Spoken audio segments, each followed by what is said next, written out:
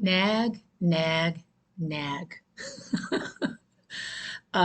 Start the laundry, do the meal prep, make the dinner reservations. Nag, nag, nag. Nobody likes a nag, am I right? So then why do we allow the nagging voices in our head to take up so much real estate? Why do we tolerate them? Why do we put up with them? I believe that I believe that most of us, majority of us, have many voices in our heads, and they're constantly battling for our attention and keeping us from being able to have focus, finish what we start, and so much more. Okay, because those voices, when we have ADHD, so I'm speaking about myself and my clients that I've helped, we recognize that these voices that most people have, in our case, they are louder and relentless and constant. And so, learning how to manage those voices is one of the skills. Actually, I'm going to give you three tools or skills for today. And I'm super excited about it. It's um, intrapersonal communication is the key to success that we'll be going over today. Because last week we talked about setting the stage. So you can minimize your ADHD and those chatty voices by making sure that your environment is set up in such a way that they feel seen and heard from previous requests and know that you're doing your best, right, to provide for them. So go back and watch that one if you'd like. And as promised today, interpersonal communication, having great conversations, healthy conversations with those voices in your head, and using benevolent leadership to let them know that you are in charge. Okay. So, well, the point is we want those voices to be uh, not ignored, right? What's better is included. So, inclusion is real important for these voices as well. So, allowing them to feel not ignored because that's when they bang on the door louder and bug us more, but to help them feel included and understood. Because in many cases, those voices do mean well. They are well intended, not in all cases, but they really are trying to take care of us and to remind us of things that they're afraid we will forget based on a history of us forgetting. But what they don't realize is when they're all banging on the door, it's hard to remember and focus on getting things done. Okay, so interpersonal communication begins with one thing. So today we'll talk about who's talking, right? Which getting those voices out, how to speak to them in a benevolent way and eliminate FOMO. So what's FOMO? If you don't know already, and I hope you haven't hopped off to already Google it or look it up, FOMO is fear of missing out. And that's when we have those voices that say things like, oh, you better get those movie tickets now, get those online movie tickets now, or make that reservation, or something like, anything where you're afraid you're going to miss out. Oh, check your social media. You had such a good post. Let's see how many more people have been there. Oh, and on and on and on. I think it's really important, or I believe that it's really important to understand that it's not really a fear of missing out in this case. It's just a lack of priorities, which we also talked about last week. Okay, so let's get back to the beginning. Interpersonal communication begins with understand who's speaking because it means the voices inside your head. That's what intra means, not interpersonal communication. And so when we think about there are three voices in general, and then those voices can kind of fragment off.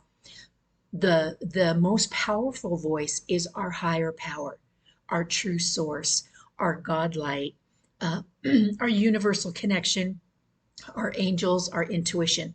These are the voices that have our best interest at heart always. Excuse me, in every situation. Okay, then below that we have what my training we like to call the captain.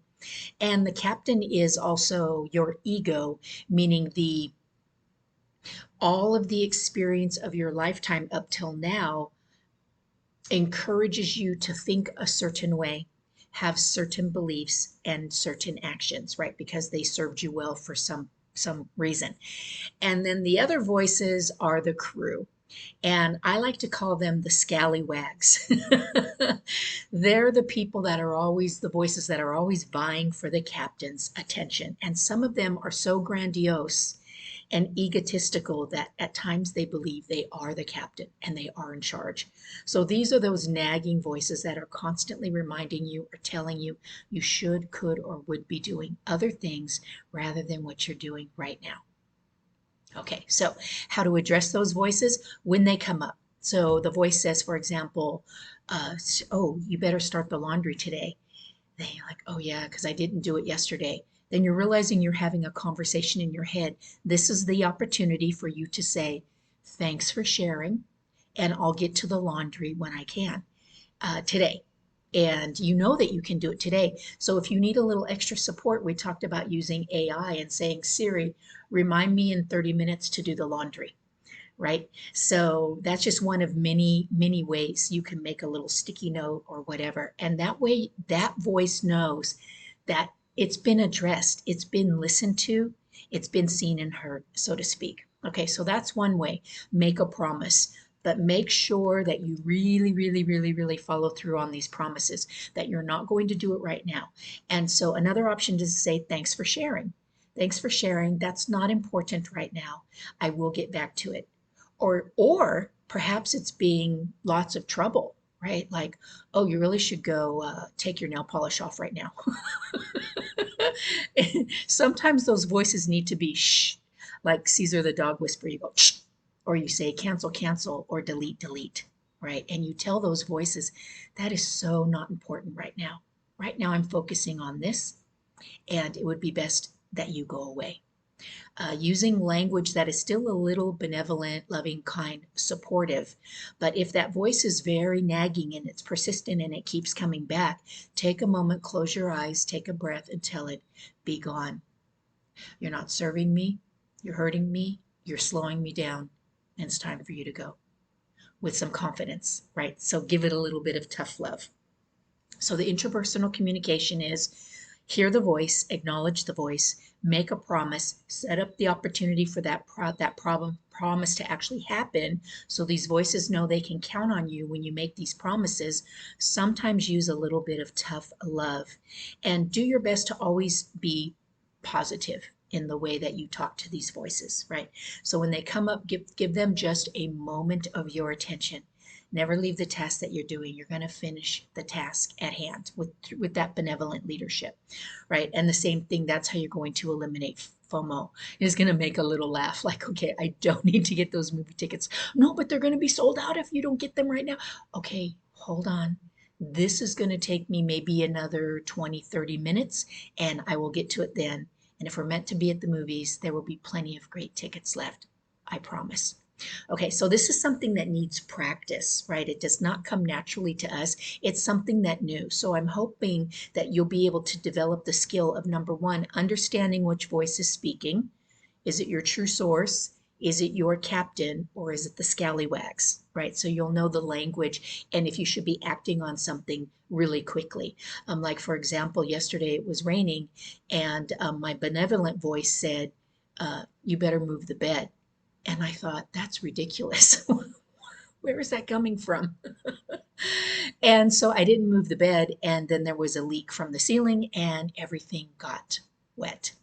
Okay, and I do know who's talking, but it was my ego who said, that's crazy. And if I had taken just a moment like this, who said that and why? That simple task of who said that and why will very often give you the answers that you need. It's just another task, okay? So I'm giving you some really great tools. They do take practice, practice. I told you, look, I just had the mistake yesterday of not listening, not asking the question, who's talking and why? Okay, and then lastly, we really want you to understand that persistence, faith. Please don't try this once or twice so that you can go, well, I tried it and it didn't work. Persistence, faith, action. Persistence, faith, action. Action, persistence, faith. Whatever order you would like that triad in. Spend a week doing it. and then reach out to me. I would love to chat to you about it. My life's work is teaching people how to hear those voices and how to communicate with NLP and other tools in a way that creates super quick, effective consistency, allowing you to finish what you start, have less distractions, greater focus, and eliminate FOMO. Okay, so I would love to hear how you're doing with this. I'm Elle Graniel, the creator of Truespeak and author of 3 international best-selling books. I'm one of only a dozen people certified in a scientifically proven process called transformational meditation. This is the work that we're talking about today, people. So hop on my calendar. I'd love to hear from you. The details are below. They're also in my link tree.